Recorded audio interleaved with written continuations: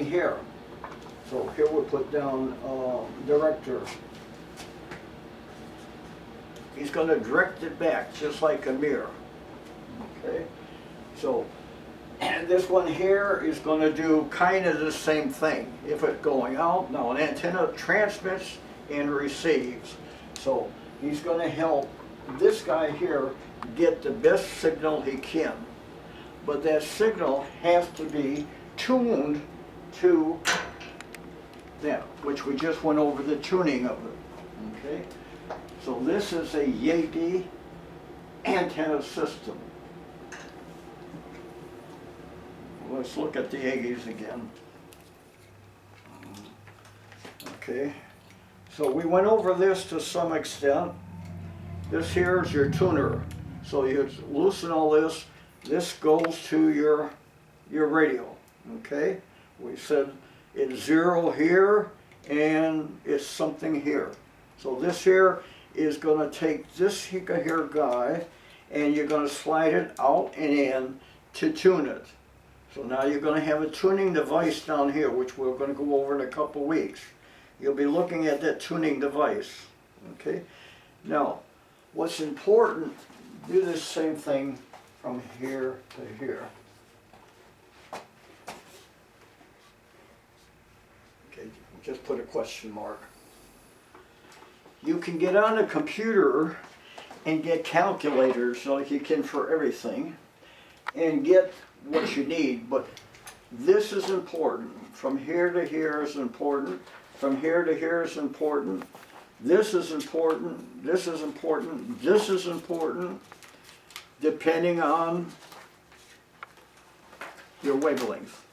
Got a 2 meter or 10 meter or so on. So obviously, as a general rule, you would not use something like this for a very extreme long one. So it's good for 440 and it's good for 2 meter. The problem is, let me see where we're at on time. Okay. Let's take an example of talking to the International Space Station. Okay. You have to have a 440 and a 2 meter license. So one of them you go up on, and one of them you come down on. So when you're talking to a repeater, usually you're talking 2 frequencies. So you almost always have to have 2 frequencies, or you're in what we call simplex mode, and so on. So again, the Internet Space Station is going to come up and go down like that. You've got to know the time of day it's going to come up, when it's going to hit the horizon, when it's going to hit the zenith, when it's going to come down on azimuth and elevation. It's really a pain in the neck. Okay, but you've got your phones will do it for you. Your computer will do it for you. The problem is when you want to talk to them, you take an antenna like this, and you've got to make sure you're pointing in the right place. And then, okay. There's one other complicating factor, and this is a little bit higher math, but it probably at junior year in high school, it becomes important. Write down Doppler, D-O-P-P-L-E-R. Doppler effects. The way they explain this most of the time is if you hear an ambulance coming, which we hear a lot in my house here, and it comes at you, it's going to be high-pitched and loud. As it goes away, the pitch is going to go down. So write down, draw a circle with or a line with an arrow on both ends of it. And right in the middle, just put a line. Okay, so coming at you, write down HF. High frequency. At the end? Anywhere there. Yeah, going away from you, right at the line, right at the line, it turns into low frequency. Okay, so it's going to be high frequency, and that's called a Doppler effect. We have learned to use that now to measure things in the sky. Okay, we measure them over a period of time, and we measure the frequency. So on the right side, the right red shift, they call that a red shift.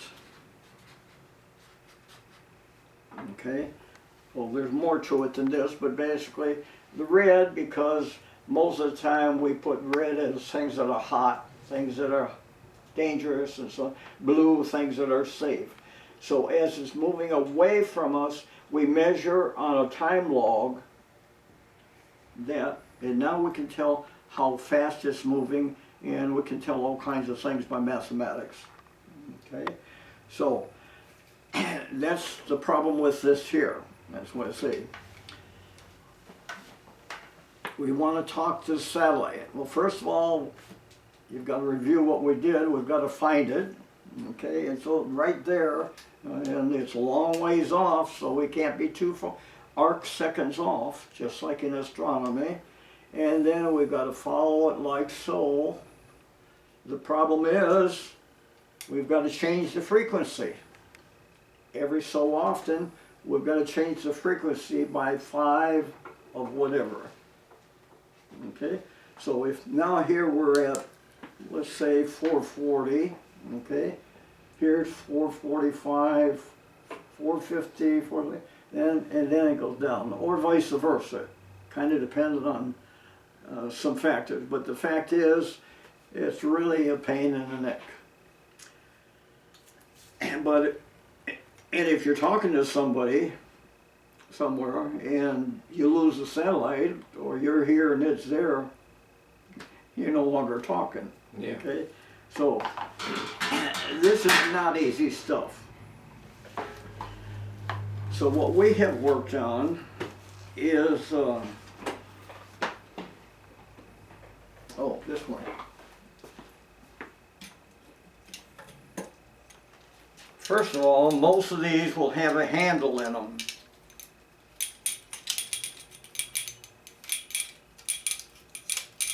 Okay, so I'll take this guy, I'm going to follow him through this guy. Okay, they have a handle. Well, the bottom line is, and you can see this on YouTube, people trying to teach you how to do it. Pretty soon they're tired, they're shaky, they lost their signal. Okay? So we do have that down, even in our cheap world of whatever, from the field of astronomy. Now we're talking, basically this is celestial navigation. So it doesn't matter if you use it for radio waves or to find a star or whatever. These telescopes have been around for about 20-25 years. This one is a cheapie, okay? It's a 4-inch telescope. So now we're at the point where they have mapped the whole sky, the whole universe. And that's in a program that you can get for free for your computer called Stellarium. And it'll tell you the sky, where you want it to for now or next year, or the eclipse coming up in April. It's all there. All the computing's done. All you have to do is start clicking the buttons. Okay, so this will do it. The technology is here.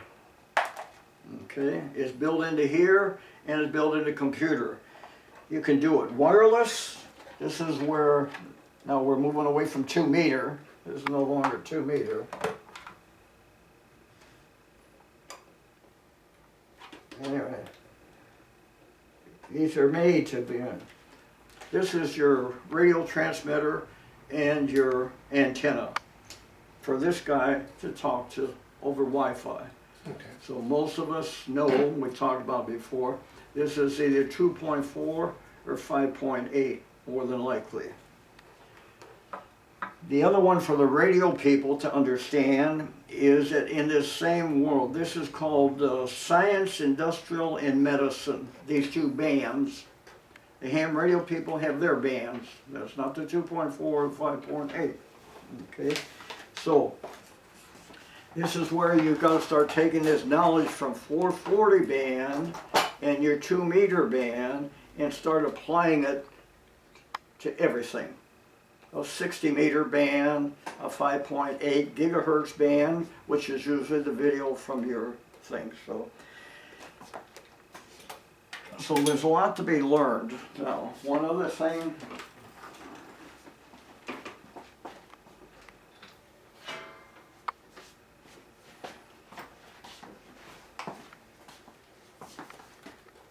Look at this guy. Okay. This guy sells for $500. This sells for $500 or $600. This happens to be a table tripod, but it does come with a regular tripod. Therefore, what you see here is a tripod, heavy, bulky. You see a mount that's heavy, that's bulky. You see an OTA, optical tube, that's heavy, bulky. Takes all kinds of devices, lenses, cameras, video cameras, okay? This guy come out of China, done by the brain power of their young university students for the same amount of money, and it does everything that we've talked about so far. So the one thing we just talked about is, how does he know where Polaris is? How does the computer know it? Okay. Well, what they've done is take pictures of the sky, mathematically put them into a formula, and then embed it in this guy's memory. Just like I know more or less where Polaris is. I can point to it even when it's like light here, and so on. So it's embedded in his memory. So the first thing that they do, this one and that one, when you're going that route, is what they call plate solving. They're going to take a picture of the sky, and then they're going to take another picture, and you tell it, I'm here in Texas, 97 degrees, 37 degree latitude, 97 degree longitude, and I would like you to look up at 64 degrees, the gold satellite, let's say, okay? And then it's going to take what you told it and do what we call plate solving. It's going to take that picture of the sky that it just took and match it against the picture that's in memory, and now it knows where everything is. So now we're moved into what we call go to. So now you say, I want to go to the moon. Your telescope magically goes to the moon. You say, okay, I want you to go to Saturn. And it comes over here. So you just start pushing some buttons. Okay? Plus, what's built in here that's down here, there's no camera on there. This is for eye. And I don't see well anymore. So it's of little value to me until they put a video camera on there. There's two telescopes in here. A wide angle and a narrow angle. So generally speaking, on any telescope, you'll have a finder, because you look wide, you find the moon, lots of stars, and then you'll zero in on that one Orion's Nebula, let's say. That's very, very tight. Okay? So you've got two telescopes in here, and what we're doing now is getting ready for the eclipse. So on here you'd have to start using filters.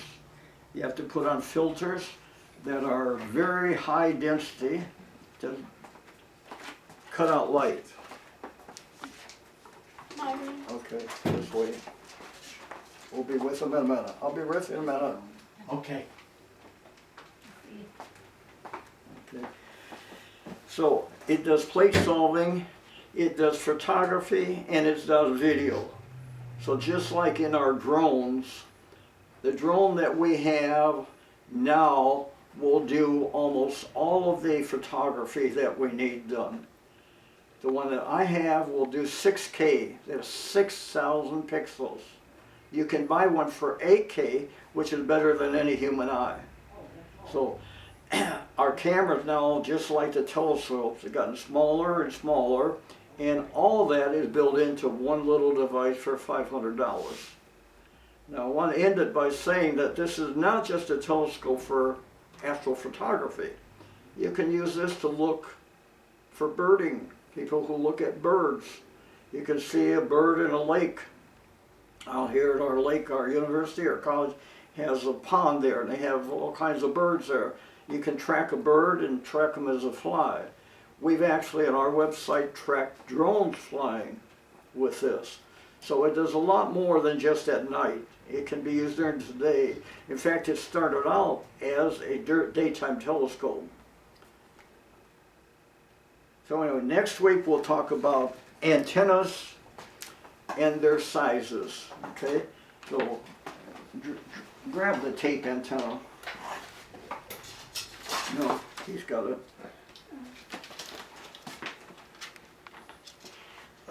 Just hold that. Okay. This is the one that we built at Boy Scout Jamboree a couple years ago, okay? You can see you can make an antenna out of anything. This is nothing but tape measure. So you can actually take the arrow that people use for bows and arrows. Okay, when you buy a bow and arrow, you can cut that up and use it as an antenna about this size. This is the other thing you have to start learning in mathematics and in these equations that are, you have to learn the material, the resistance of it, and the mathematics of it. In other words, what's in it, if it's made of copper, if it's not made out of copper, and so on. So anything that can become an antenna. A coat hanger can become an antenna, or a tape measure. That's what we're going to put together now. So obviously, look at this one, where that's a 440. That's not what we're going to work on today. Today we're going to work on 2 meters, so more than likely what? Going to be bigger. So now, if you're talking to a satellite, ISIS, what you're going to do, we're not doing it today, is you put them like so. 440, 2 meter. And then you have to turn it to get the right thing. And satellites, generally speaking, are circular polarity. So you might do this. This is why this guy here, we can take this off and put it on here. Where's the one with a handle? Right there. Oh. This is called dovetail. That's standard in telescopes. We just unscrew that, and this comes out, and this goes in. So now I can use this here to find my satellites. And for those who are interested, Stellarium does have satellites in them. Not all of them. There's about 3,000 satellites. But the major ones that we may be interested, the gold satellite for weather is in there. So I can use this here to find the gold satellite. And now this will track for me. I don't have to do it. And this little guy too will do tracking. So we're moving forward very quickly in this era. This is what we call astrophotography. What we're moving into very quickly and slowly is called radio astrophotography, where we're starting to use radio waves. Or I can take this guy here and put him up here and do both. I can look at visible and I can have the radio waves working. Obviously, what you have to do that most people don't think about is the payload, just like in our drones. How much this lift? Well, a 4-inch one, telescope like this will not lift a lot. But when I get a 12-inch one that I can't even pick up, that's going to have a motor and a payload that will lift a big antenna, which we'll talk about next week. So, okay, that's good.